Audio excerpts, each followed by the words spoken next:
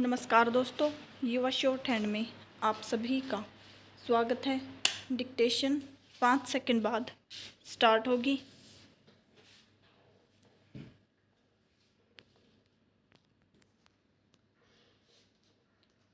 So be ready, start.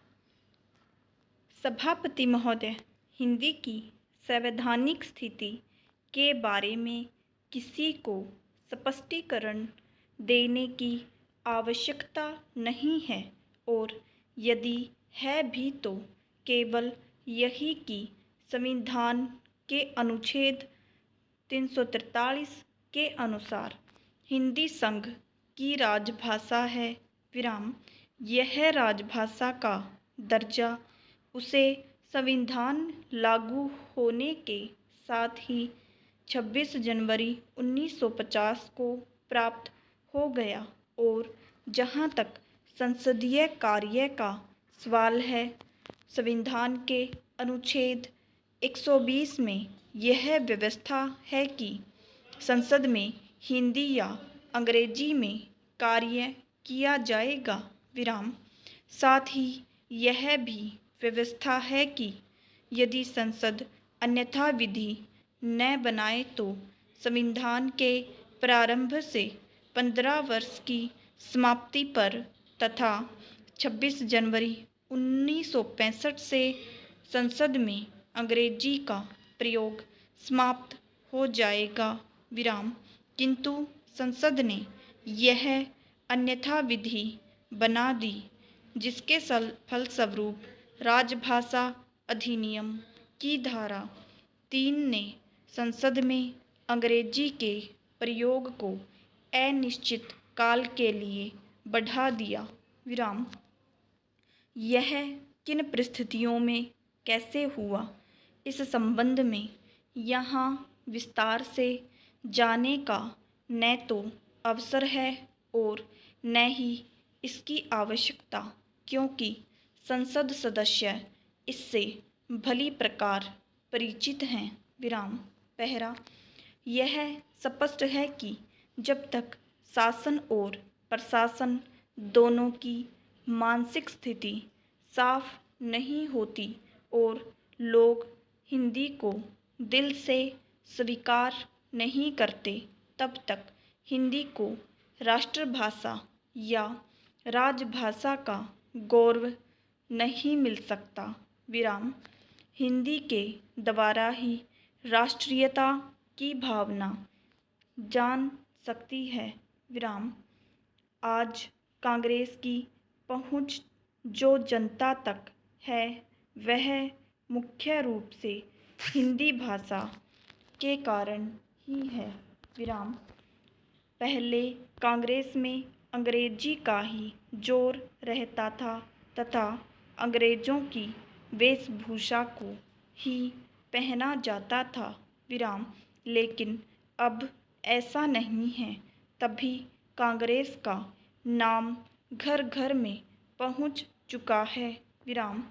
अब जब कि देश स्वतंत्र है, हमारा अपना राज है, तो फिर विदेशी भाषा का क्या काम? Question mark. अंग्रेजी भाषा द्वारा काम करना बहुत हानिकारक है। विराम। अंग्रेजी में अपने घर काम करके आप स्वयं अपने मुंह से पुकारते हैं कि हम गुलाम हैं, गुलाम है। विराम। इस तरह से राष्ट्रीयता की आशा करना, अपने देश पर गर्व होना व्यर्थ की बात है। विराम। राष्ट्रीयता फैलाने के लिए खाली प्रस्ताव पास करने से कोई लाभ नहीं, इससे बात नहीं बनेगी। विराम।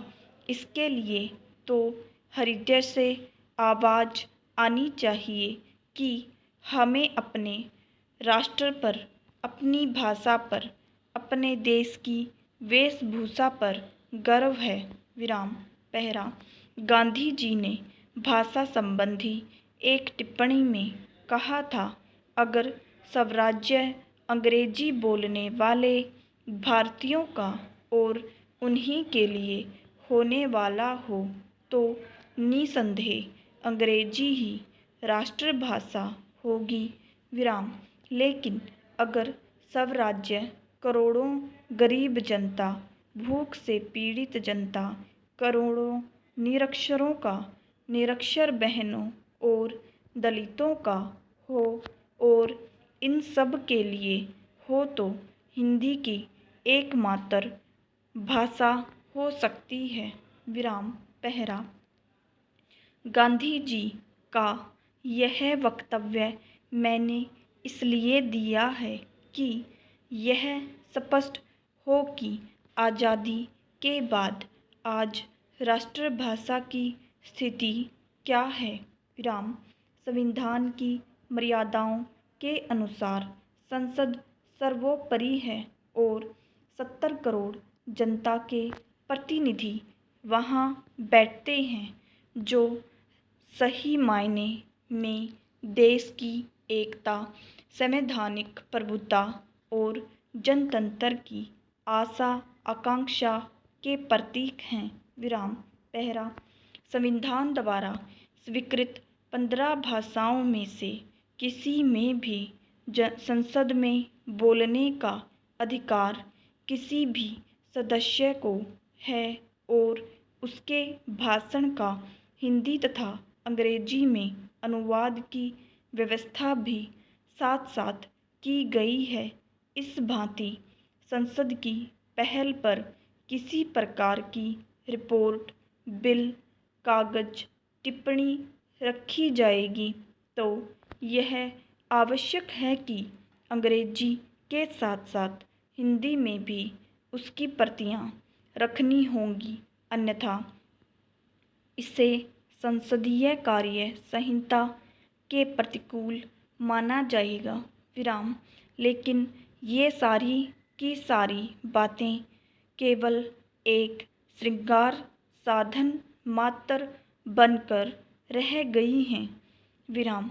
सिद्धांत और व्यवहार में यहाँ पर वही फर्क है जो किसी देहाती मेले और दिल्ली के विशाल प्रगति मैदान में आयोजित मेले के बीच अंतर होता है विराम।